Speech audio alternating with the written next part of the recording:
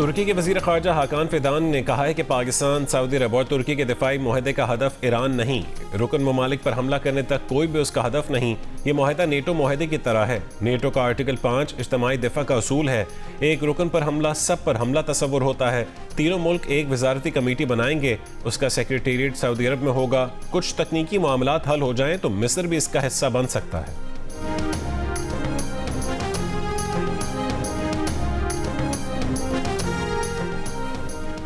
Iran ने आपदा Hormuz मुकम्मल तौर पर खोलने के लिए अमेरिका को 6 शराइत पेश कर दी। ईरान की सुप्रीम कौमी सलामती काउंसिल के सेक्रेटरी मोहम्मद बाक़िर ज़ुल्क़दर ने कहा कि ईरान को धमकाया न जाए, कौम की तौहीन न हो, ईरान और उसके इत्तेहादियों पर मुसल्लत जंग दायमी तौर पर ख़त्म की जाए, पाबंदियाँ और नाकाबंदी ख़त्म की जाए और नुकसानात का हर्जा न दिया जाए, असासे जारी किए जाएँ। ईरानी वज़ीर ख़ारजा अब्बास इराक़ची ने कहा है कि आपदा होर्मुज़ में आर्जी जहाज़रानी के रास्ते से मुतालिक ओमान के साथ मुआहदे के बहुत करीब हैं। मुसल्लह अफवाज ने होर्मुज़ में नया रास्ता तैयार कर लिया, ताहम इसका मतलब आपदा होर्मुज़ का दोबारा खुलना नहीं है।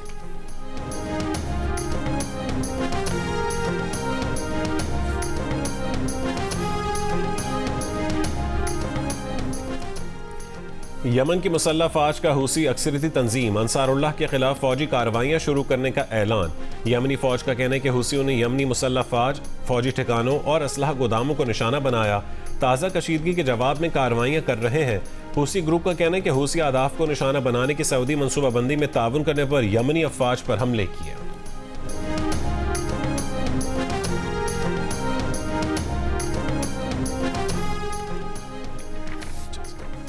सऊदी शहर जज़न में तेल कंपनी आरामको की रिफाइनरी में लगी आग बुझा दी गई। सऊदी वज़ारत तवानाई का कहना है कि जज़न में आज सुबह आग लगी, जल्द ही काबू पा लिया गया, कोई जख्मी नहीं हुआ। आग लगने की वजह नहीं बताई गई।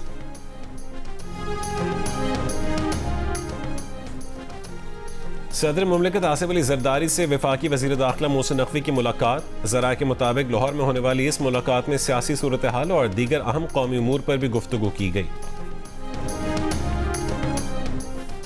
आज़ाद कश्मीर कानून साज असम्बली के इंतखाबात का तीसरे मरहले की तैयारियां। इंतखाबी मुहिम खत्म, पोलिंग कल होगी। पोलिंग के सामान की तरसील का सिलसिला जारी। बाग आज़ाद कश्मीर के 3 हलकों और हवेली के 1 हलके में वोट डाले जाएंगे। पूंछ के 5 और सिधनोती के 2 हलकों में इंतखाबात मौखर। Chief election commissioner Azad Kashmir का कहना है कि रावलाकोट में धरनों का मसला हल होने पर अगले 7 दिन में पोलिंग की नई तारीख का ऐलान कर सकते हैं। चीफ इलेक्शन कमिश्नर ने कहा, सियासी रहनुमाओं के इल्जामात पर बयानबाजी नहीं कर सकते। इंतखाबी मराहिल मुकम्मल होने के बाद हक़ाइक़ सामने लाएंगे।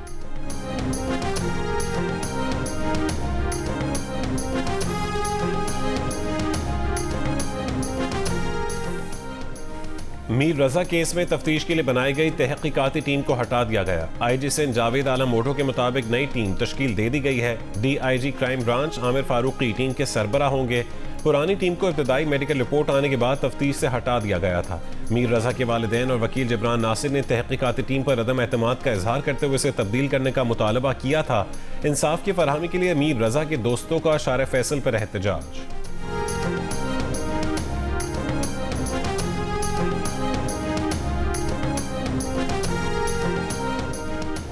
कराची के नौजवान मीर रजा को गोली पीछे से लगी थी, जिस्म पर तशद्दुद के निशानात पाए गए। दाएं रान और जबड़े पर फ्रैक्चर के शवाहिद मिले। जिस्म के निचले हिस्से के टिश्यूज भी खून के धब्बे थे। मीर रजा की कब्र कुशाई के बाद किए गए दूसरे पोस्टमार्टम की इब्तदाई मेडिकल रिपोर्ट जियो न्यूज़ ने हासिल कर ली। मीर रजा के वालिद ने सामने आने वाली अपने बेटे की मुबैना ऑडियो कॉल को जाली करार दे दिया।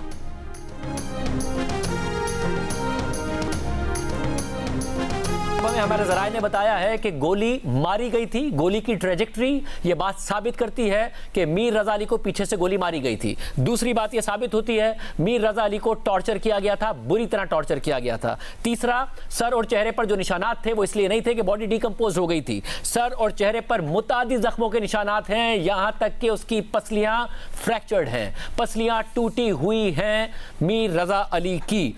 जो बयानियां बार बार देने की कोशिश की जा रही थी, साबित करने की कोशिश की जा रही थी कि मीर रजा अली ने खुदकुशी की है, उस बयानिए में बहुत सारे इस वक्त छेद होते हमें नजर आ रहे हैं। जो लैब के जराए हैं हमें वो ये चीज़ बताते हैं कि उस शर्ट पर किसी के पसीने के निशानात भी हैं, तो उससे भी कुछ चीज़ें क्लियर होंगी अगर वो रिपोर्ट में प्रॉपर तरीके से दर्ज किया जाता है। तो अब चीज़ें काफ़ी हद तक क्लियर हो रही हैं, जबकि आला अफसरान की जानिब से ये भी कहा जा रहा है कि अब ये मामला खुदकुशी कोई अफसर नहीं कहेगा। इवन जो अफसरान इस चीज़ पर डटे हुए थे और ये कह रहे थे कि 80% केस सॉल्व कर लिया गया है, अब उनका भी नैरेटिव चेंज होता हुआ दिखाई दे रहा है और वो ये कह रहे हैं कि इस मामले को अब मज़ीद तहकीकात हम कर रहे हैं, मज़ीद CCTV फुटेज भी हासिल कर रहे हैं।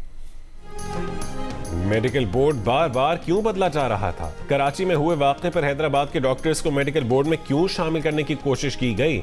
जब पुलिस इसे खुदकुशी का नाम दे रही थी तो हाथ पर गन पाउडर की तस्दीक क्यों न की? जियो न्यूज़ के एंकर पर्सन शाहजेब खानजादा ने मीर रजा की मौत के मामले पर सवालात उठा दिए। खुसूसी ट्रांसमिशन में बताया कि पहली मेडिकल रिपोर्ट पर उनके उठाए गए सवालात का जवाब देने के बजाय पुलिस खुदकुशी का बयानिया बनाती रही, लेकिन पुलिस रिपोर्ट पर जितने तहफ़्फ़ुज़ात उठाए गए थे वो सब दुरुस्त साबित हो गए। कब्र कुशाई के बाद हासिल नमूनों की मेडिकल रिपोर्ट में वाज़ेह हो गया कि मीर रजा को गोली पीछे से लगी और उन्हें तशद्दुद का निशाना भी बनाया गया। तदफीन से पहले की गई पोस्टमार्टम रिपोर्ट में कहा गया था कि मीर रजा को गोली सीने से लगी। रिपोर्टर काशिफ मुश्ताक ने बताया कि मीर रजा की शर्ट पर किसी के पसीने के निशानात भी हैं और पुलिस ज़राए ने कहा है कि नई तफ्तीश के बाद अब इसे खुदकुशी नहीं कहा जाएगा।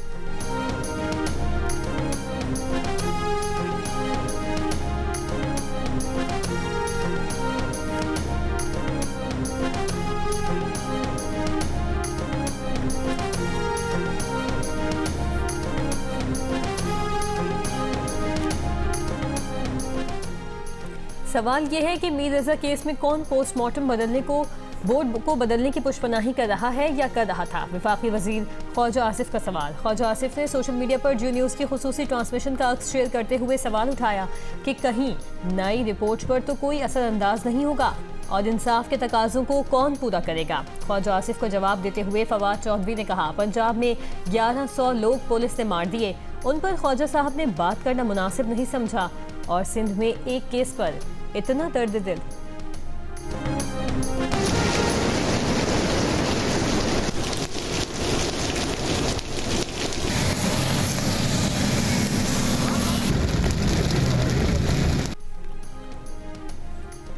लाहौर के मुख्तलिफ इलाकों में सुबह सवेरे बारिश, कसूर और गिरदोनवाह में मूसलाधार बारिश। आज पंजाब, बलोचिस्तान, बालाई खैबर पख्तूनख्वा, गिलगित बल्तिस्तान और आज़ाद कश्मीर के चंद मकामात पर बारिश का इम्कान है। नेशनल इमरजेंसी ऑपरेशन सेंटर ने मुल्क के बड़े दरियाओं में पानी के बहाव में इजाफे का इम्कान जाहिर किया है। रावलपिंडी, गुजरांवाला, सियालकोट, नारोवाल, फैसलाबाद, उकाड़ा और लाहौर के शहरी इलाकों में कम से दरमियानी दर्जे के सैलाब का खदशा। केपी में चित्राल, अपरदीर, एबटाबाद, शांगला, खैबर और अगजई, कोहाट, टांग और शिमाली व जनूबी वजीरिस्तान के नदी नालों और बरसाती नालों में भी कम से दरमियाने दर्जे के सैलाब आ सकता है।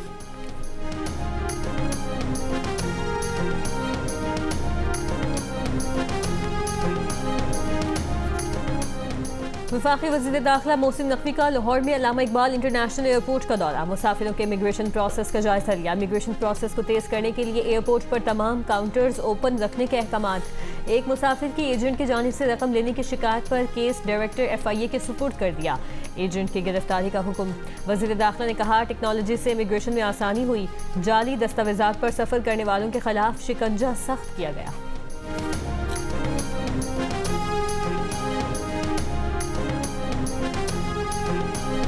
तो आप ये समझते हैं कि मोहसिन नकवी साहब मुस्लिम लीग नून के सेनेटर हैं? ये मुस्लिम लीग नून की हुकूमत के वज़ीर हैं और हुकूमत और जो हमारी स्ट्रेंथ है, मैं पार्लिमानी लीडर हूँ सेनेट में PMLN का, तो वो हमारी स्ट्रेंथ के ऊपर है। किसी हुकूमत का वज़ीर दाखिला कह दे कि हमारा निज़ाम कोलैप्स कर गया। उन्होंने कहा कि मैं सियासी तकरीर तो नहीं करता, लेकिन अब आज मेरा दिल चाह रहा है कि मैं सियासी तकरीर करूँ। तो वो सियासी तकरीर जब उन्होंने शुरू की तो पहले उन्होंने सिस्टम को बिठा दिया। ये मोहसिन नकवी की ज़ाती राय थी या कि उन्होंने सिस्टम की तर्जुमानी की? नहीं, किसकी तर्जुमानी उन्होंने करनी है? वज़ीर आज़म के मुशीर राना सनाउल्लाह ने कहा है कि मोहसिन नकवी आज़ाद नहीं बल्कि मुस्लिम लीग नून के सेनेटर और पार्टी के वज़ीर दाखिला हैं। प्रोग्राम जरगा में गुफ्तगू करते हुए राना सनाउल्लाह ने मजीद कहा है कि मोहसिन नकवी ने सिस्टम से मुतालिक राय किसी के कहने पर नहीं दी, ये उनकी ज़ाती सोच है। किसी और तरफ से हमारे साथ इस हवाले से ना किसी ने बात की, ना ऐसी कोई ख्वाहिश मौजूद है। हम सियासी लोग हैं, जानते हैं कि रेड लाइन क्या होती है और कैसे क्रॉस होती है। हमें किसी की मिस कॉल की ज़रूरत नहीं है।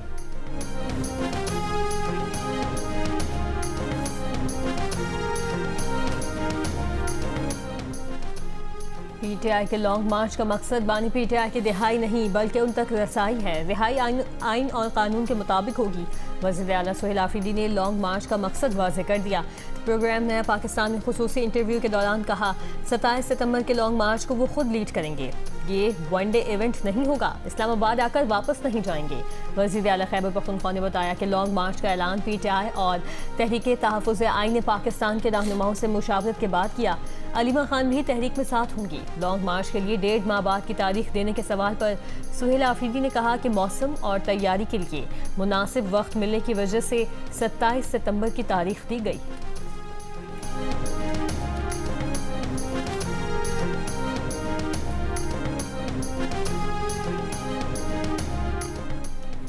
अमीर जमात इस्लामी हाफिज ज़ईमुर रहमान का पाकिस्तान, सऊदी अरब और तुर्की के दरमियान मक्का दिफाई मुआहदे का खैर मकदम। मुआहदे को आलम इस्लाम के ममालिक के लिए अहम पेशरफ्त करार दे दिया। पेशावर में प्रेस कॉन्फ्रेंस खिताब के दौरान हाफिज ज़ईमुर रहमान का कहना था कि ईरान समेत दीगर ममालिक को भी इस मुआहदे में शामिल करके एक ताकतवर नेटवर्क बनाना चाहिए। मजीद कहा कि KP में अमन अमान कायम करना हुकूमत की जिम्मेदारी है। बैरूनी साजिशें अंदरूनी हालात की वजह से कामयाब होती हैं। हाफिज ज़ईमुर रहमान का कहना था कि पेट्रोलियम डेवलपमेंट लेवे की आड़ में हुकूमत अपनी करप्शन छुपा रही है।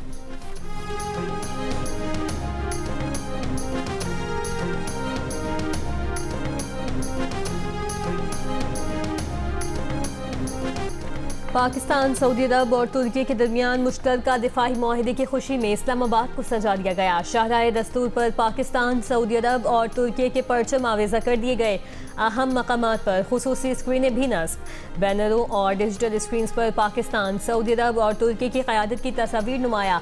मक्का मुआहदे की खुशी में मेन बुलीवार्ड गुलबर्ग लाहौर को भी सजा दिया गया। लिबर्टी चौक में रंगारंग तकरीब, गुलकारों की परफॉर्मेंस, शानदार आतिशबाजी और दिलकश नज़ारों ने दिल मोह लिए।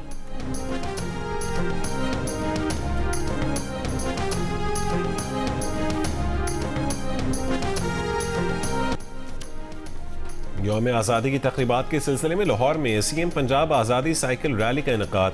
सैकड़ों साइकिलिस्टों की शिरकत। बच्चे, बूढ़े, ख़वातीन और फैमिलीज़ ने बड़ी तादाद में रैली में हिस्सा लिया। मिली नगमों की धुनें साइकिलिस्ट का जोश बढ़ाती रहीं। बारिश भी उनकी राह में रुकावट न बन सकी। हम एक हैं, सदा एक हैं, हर पाकिस्तानी के दिल की आवाज़। आज़ादी की नेमत पर रब के शुक्रगुजार, वतन अजीज से लाजवाल मोहब्बत और वफा का इजहार। यौम आज़ादी की आमद पर आज़ादी के रंग जियो न्यूज़ के संग जश्न आज़ादी मनाएं, दुनिया भर को दिखाएं आप इस साल जश्न आज़ादी किस तरह मना रहे हैं। 10 सेकंड की वीडियो या तस्वीर हमें भेजें। अपना पसंदीदा मिली नगमा गाकर वीडियो भेजें। जियो न्यूज़ नशर करेगा। हमारा नंबर आपकी स्क्रीन पर है।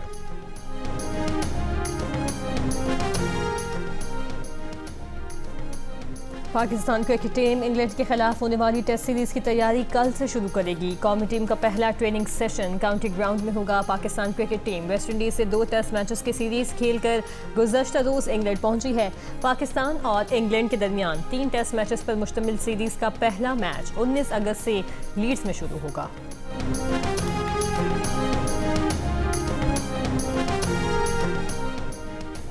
बलूचिस्तान में 3 अजला की 6 यूनियन काउंसिलों की खाली नशस्तों पर ज़िमनी बल्दियाती इंतखाबात। योब, लॉरेलाई और सिब्बी में मजमूई तौर पर 19 उम्मीदवार हिस्सा ले रहे हैं। अमन अमान की सूरत हाल के पेश नज़र खुजदार, कल्लात और हब में ज़िमनी बल्दियाती इंतखाबात मुलतवी।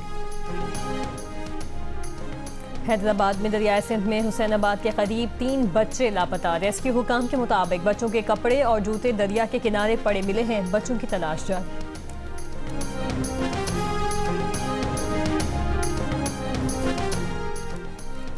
मुजफ्फरगढ़ में दरियाए चनाब में छलांग लगाने वाली 15 साला तालिबा की लाश तीसरे रोज मिल गई। तालिबा का बैग और जूते दरियाए चनाब के किनारे मिले थे।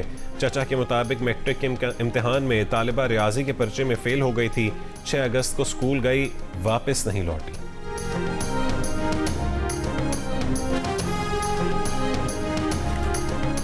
कराची के इलाके बल्दिया इत्तेहाद टाउन में फायरिंग से एक शख्स जाँ बहक, खातून और मर्द जख्मी।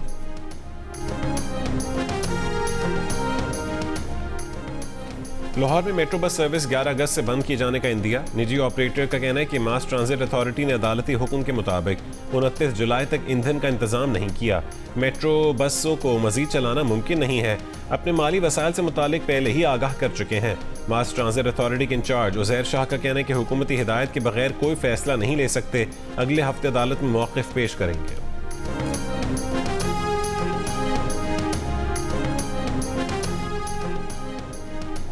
रावलपिंडी के मुख्तलिफ थानों में तैनातियों के निज़ाम की सफाई का पहला मरहला मुकम्मल। मुख्तलिफ थानों से 72 एहलकारों को सिक्योरिटी ड्यूटी पर भेज दिया गया। ये अहलकार 1 साल तक किसी थाने या पुलिस ऑफिस में तैनात नहीं हो सकेंगे। CCPO का कहना है कि थानों और दफातर में मज़ीद तबादलों और एहतसाब का अमल जारी रहेगा।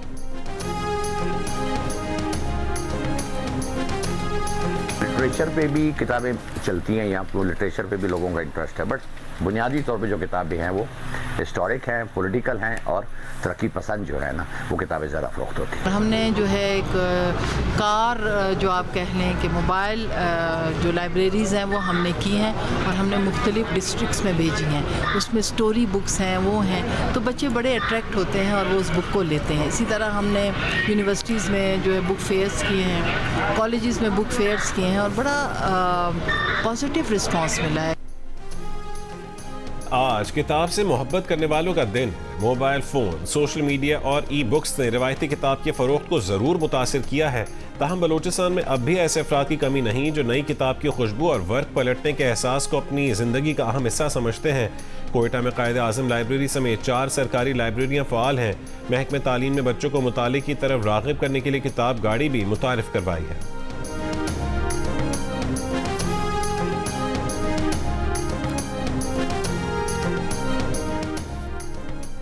भारतीय फ़ज़ाइया का हाजिर सर्विस विंग कमांडर हसास दिफाई मालूमात अफशा करने के इल्ज़ाम में गिरफ्तार। भारतीय मीडिया के मुताबिक दिल्ली पुलिस ने विंग कमांडर को अपनी सोशल मीडिया दोस्त खातून के मोबाइल फ़ोन पर डेटा चोरी का सॉफ्टवेयर डालकर हसास दिफाई मालूमात शेयर करने के इल्ज़ाम पर 30 मई को गिरफ्तार किया। तिहाड़ जेल में अदालती तहवील में मौजूद 44 साला विंग कमांडर का नाम जाहिर नहीं किया गया।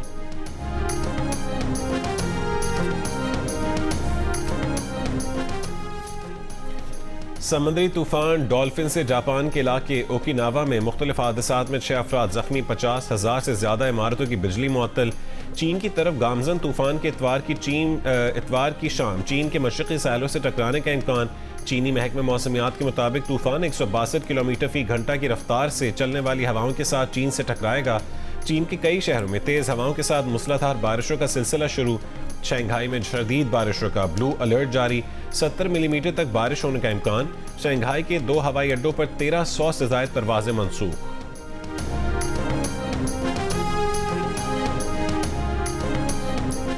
कोसोवो में अपोजिशन रुकन असम्बली ने कायम मकाम वज़ीर-ए-आज़म अल्विन कुर्ती पर अंडे फेंक दिए, शेम शेम के नारे भी लगाए। कायम मकाम वज़ीर-ए-आज़म ने स्पीकर का इंतखाब करने के लिए मजीद वक्त मांगा था। जून में इंतखाबात के बाद से कोसोवो में स्पीकर का इंतखाब नहीं किया जा सका।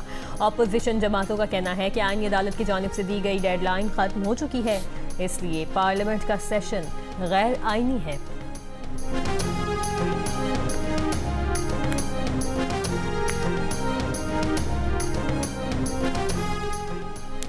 इसराइल की जानिब से ईरान को एटमी हथियार हासिल करने की कोशिश में मुलव्वस करने के लिए ईरानी हुक्काम के झूठे बयान घड़ने का इंकशाफ। इसराइली सहाफ़ी रोनिन बर्गमैन के मुताबिक इस मकसद के लिए पासदारान इनकलाब के कमांडर अहमद वहीदी का जाली बयान घड़ा गया कि ईरान एटमी हथियार बना रहा है। इस बयान को पहले भारत में एक हिंदू इंतहा पसंद के अकाउंट से शेयर किया गया। उसके बाद उसे मोसाद, एक सरकारी इसराइली टीवी चैनल, नेतन्याहू और अक़वाम मुत्तहिदा में अमरीकी सफ़ीर ने दुनिया भर में फैला दिया। हॉकी वर्ल्ड कप में शिरकत के लिए पाकिस्तान की 20 रुकनी हॉकी टीम लाहौर से नीदरलैंड रवाना हो गई। टीम के कप्तान अबू बकर मेगा इवेंट में बेहतरीन परफॉर्मेंस देने के लिए पुर उम्मीद हैं। टीम के सीनियर रुकन इमाद भट्ट, हन्नान शाहिद और सुफियान खान का कहना है कि पहला हदफ सेमीफाइनल तक रसाई है, इसके बाद विक्ट्री स्टैंड पर पहुंचना है। वर्ल्ड कप 15 से 30 अगस्त तक नीदरलैंड्स और बेल्जियम में होगा। पाकिस्तान टीम इंग्लैंड, वेल्स और भारत के खिलाफ अपने पूल मैचेस नीदरलैंड्स में खेलेगी।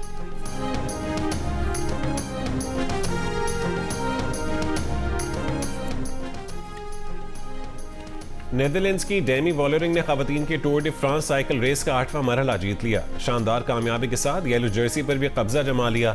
ओवरऑल स्टैंडिंग में डेमी को पोलैंड की फिनी के खिलाफ सिर्फ 8 सेकंड्स की बढ़तरी हासिल है। 99.2 किलोमीटर पर मुश्तमिल रेस का आखिरी मरहला आज होगा।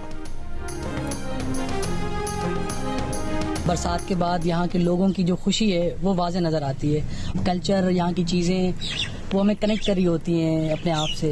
नेचर में मेरा मतलब एक थेरेपी होती है इंसान की, वो थर में यहाँ पर आके आपकी पूरी हो जाती है। सराय थर के सरसब्ज और शादाब इलाके नंगल पार्क में इतवार की छुट्टी मनाने के लिए बड़ी तादाद में सयाह पहुंच गए। हम अपने बच्चों को ट्रेनिंग देंगे कि बाकायदा पीरियड्स होंगे तो आके इन प्लांट्स को ओन करें। तो क्लास वाइज मेरा ये है कि ये आएंगे, अपने इनको सबको देखेंगे, लुक आफ्टर करेंगे, पानी केयर करेंगे और हमारा स्टाफ भी इसके जानिब अच्छी तरह से प्रिपेयर है। और हमने लगाए हैं यहाँ पे 220 दरख्त, जिसमें नेटिव ट्रीज़ है, नीम है, मोरिंगा है, गुलमोहर है, लेकिन साथ में कुछ फ्रूट ट्रीज़ भी हैं जिसमें आम भी है, बादाम भी है।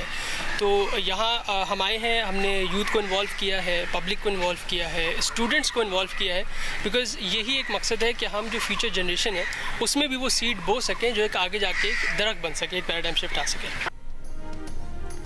कराची में तितलियों, गुलहरियों और परिंदों की वापसी के लिए नौजवान सरगर्म। गुज़िश्ता 2 साल से शहर में पार्कों, स्कूलों और ग्रीन बेल्ट्स पर शजरकारी करने वाले नौजवानों के ग्रुप ने नाजिमाबाद के सरकारी स्कूल में 200 मकामी पौधे लगाए।